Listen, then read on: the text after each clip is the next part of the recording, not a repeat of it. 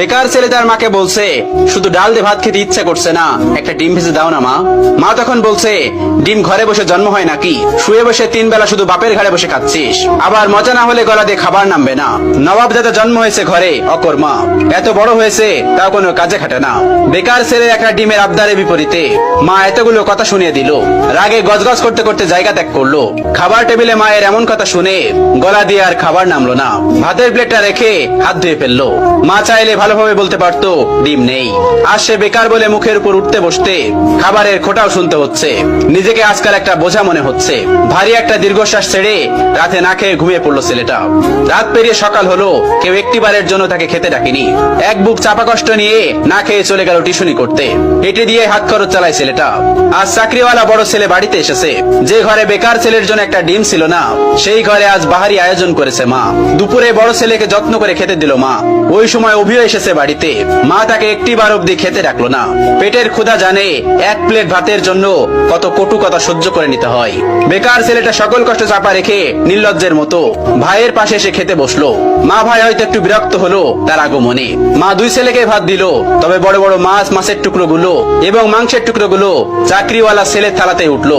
অভি মাথা নিচু করে এক থালা কথা নামক খাবার হজম করছে।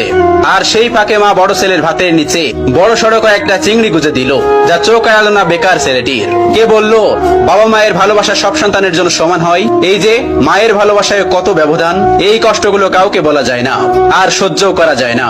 আজ তারও একটা চাকরি হলে মা তাকেও নিশ্চয়ই এভাবে এক্সট্রা খাতির যত্ন করত, কথায় কথায় মন্দ বলতো না।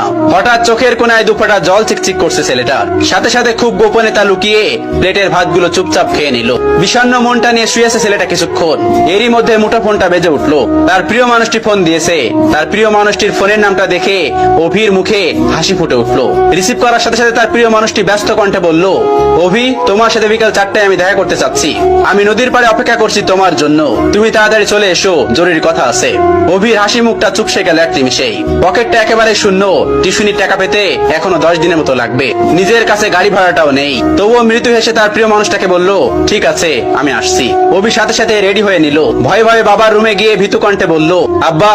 বাবা তখন বললেন, হ কন সাহেব, গায়ে বাতাস লাগাতে যাচ্ছেন বুঝি? বাবার ঠেস মারা কথা গায়ে মাখলো না অভি, বরং অনুনয় করে বলল, আমাকে 100 টাকা দিবেন আব্বা, খুব আর্জেন্ট দরকার। বাবা তখন বলল, টাকা তো আর গাছে ধরে না যে তোকে ছিঁড়ে ছিঁড়ে দিব। নিজে কামাই করতে পারিস না? মানুষের ছোট ছোট পোলাপানো কত টাকা কামাই, পুরো সংসার চালাই, আর এত বড় দামড়া হয়েও বাপের কাছে টাকা চাও? এই লজ্জা করে না তোর? তুই সারাদিন গায়ে বাতাস লাগাই বেড়াবি, আর প্রত্যেকদিন তোর আমি টাকা দিব? অনেক তো বসায় বসায় খাওয়াইছি, আর না। তুই আমার সোজা সাপটা কথা শোন, আমি তোর এত